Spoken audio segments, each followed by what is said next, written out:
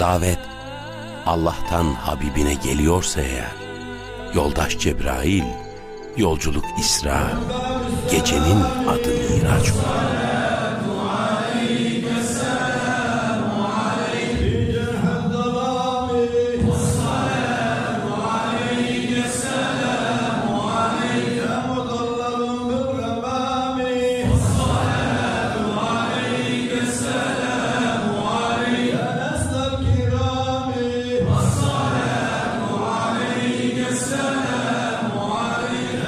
Yedinci semada Hazreti İbrahim'le karşılaştığı bu gecede kainatın efendisi Hazreti Muhammed Aleyhisselatü Vesselam.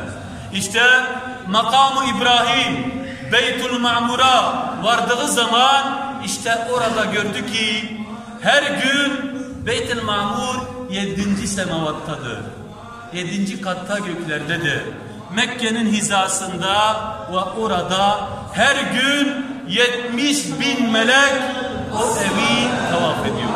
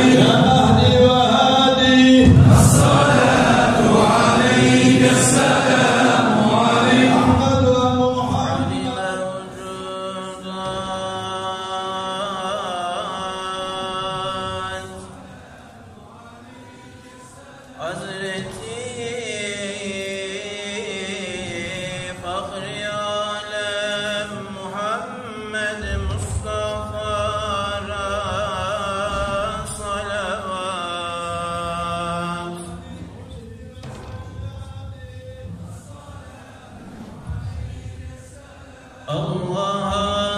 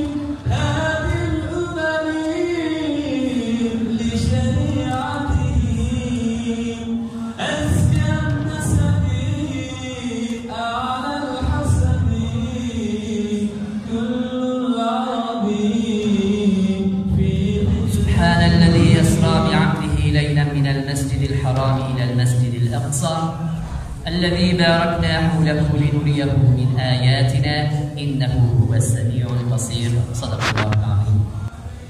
Bir gece kulun Muhammed'i kendisine bir takım ayetlerimizi göstermek suretiyle Mekke'deki Mescid-i Haram'dan Kudüs'teki Mescid-i Aksa'ya götüren şanı yüce Allah-u Teala o işitendir, o hakkıyla görendir. Muhterem cemaat,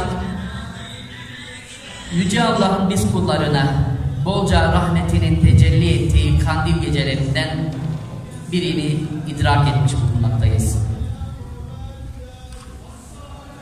Bu sebeple bizleri Miraç Kandili'ne eriştiren yüce Allah'a hamdü senalar olsun.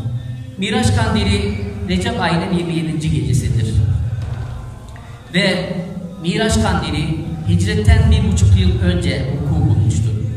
İşte az önce bahsettiğimiz gibi Peygamber sallallahu aleyhi ve sellemin hadis-i şerifte buyurulduğu üzere uykuyla uyanıklık arasında Mekke'deki Mescid-i Haram'dan Cebrail aleyhisselam vasıtasıyla Burak adı, yani kendisinin ne olduğu, mahiyetinin bizce bilinmediği Burak adlı bir binitle Mekke'deki Mescid-i Haram'dan Kudüs'teki Mescid-i Aksa'ya Cebrail aleyhisselam vasıtasıyla götürülüyor. Oradan da göklere Sidratül Münteha'ya kadar Cebrail aleyhisselam kendisine eşlik ediyor. Devamındaysa oradan itibaren Peygamber sallallahu aleyhi ve sellem yalnız olarak Sidratül Münteha'nın üstesinden Allah-u Teala ile konuşuyor. وَعْلَمْ يَا أَخِي أَنَّ الصَّلَاةَ عَلَى النَّبِيِّ صَلَّى اللّٰهُ عَلَيْهِ وَسَلَّمْ أَفْضَلُ مِنْ عَتْقِ الرِّقَابِ وَذَلِكَ أَنَّ رَجُلًا صَنَعَ وَلِيمَةً وَدَعَا النَّبِيَّ صَلَّى اللّٰهُ عَلَيْهِ وَسَلَّمْ فَأَجَابَهُ وَخَرَجَ مَعَهُ مِنَ الْمَسْجِدِ نَحْوَ الْبَيْتِ الَّذِي دَعَاهُ فَتَبِعَهُ صَاحِبُ الْوَلِيمَةِ وَعَدَّ خَطَوَاتِ مَشْيِهِ فبلغت 100 خطوة فأعتق صاحب الوليمة 100 رقبة فقالت الصحابة رضوان الله تعالى عليهم أجمعين قد نال هذا الرجل خيرا كثيرا وقال صلى الله عليه وسلم إن الصلاة عليه أفضل من عتق الرقاب. وعن عائشة رضي الله عنها وعن أبيها أنها قالت كنت أخيط بالسحر ثوبا لرسول الله صلى الله عليه وسلم فانطفى المصباح وسقطت الإبرة من يدي فدخل عليه رسول الله صلى الله عليه وسلم.